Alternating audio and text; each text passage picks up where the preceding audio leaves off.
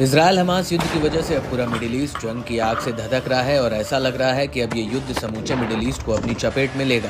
क्योंकि पहले गाजा में इजरायली सेना हमास से लड़ रही थी, वहीं दूसरी तरफ उत्तरी इजरायल पर हिजबुल्लाह कहर बरपा रहा है और हिजबुल्लाह को सबक सिखाने के लिए इजरायल अब लेबनान पर आक्रमण कर सकता है। लेकिन ईरान पहले ही कह चुका है कि वो हिजबुल्लाह के साथ खड़ा है। वहीं यमन का हूती भी हिजबुल्लाह के साथ कंधे से कंधा मिलाकर खड़ा है और इस लिस्ट में इराक और सीरिया के प्रतिरोधी संगठनों का नाम पहले ही जुड़ा है और ये सभी मिलकर इजरायल से कह रहे हैं कि अगर उसने हिजबुल्लाह पर हमला किया तो वो इजरायल का नामो निशान मिटा देंगे।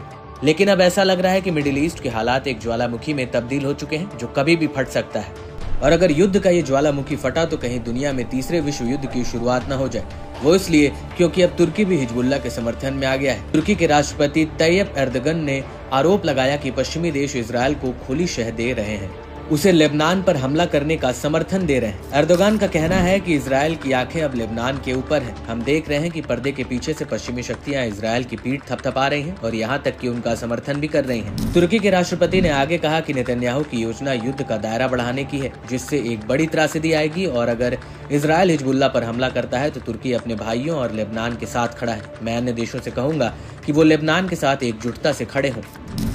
वहीं तुर्की के विदेश मंत्री हकान फिदान ने साइप्रस देश को चेतावनी देते हुए कहा कि वो इजरायल को अपनी जमीन का इस्तेमाल लेबनान पर हमला करने के लिए न करने दे और अगर ऐसा होता है तो साइप्रस को इसके परिणाम भुगतने पड़ेंगे। इसको लेकर तुर्की के विदेश मंत्री फिदान ने हैबर तुर्क न्यूज चैनल को दिए इंटरव्यू में कहा, हम लगातार खुफिया रिपोर्ट्स देख रहे हैं जिसमें कुछ देश ग्रीक साइप्रोट प्रशासन का इस्तेमाल कर रहे हैं जो साइप्रस का दक्षिणी बेस है। विशेषकर गाजा में हमलों को लेकर जब आप मिडिल ईस्ट में मौजूदा युद्ध का हिस्सा बन जाएंगे तो ये आग तुम्हारे ऊपर भी आएगी और आप भी इसमें जलेंगे। साइप्रस इस संघर्ष से दूर रहे।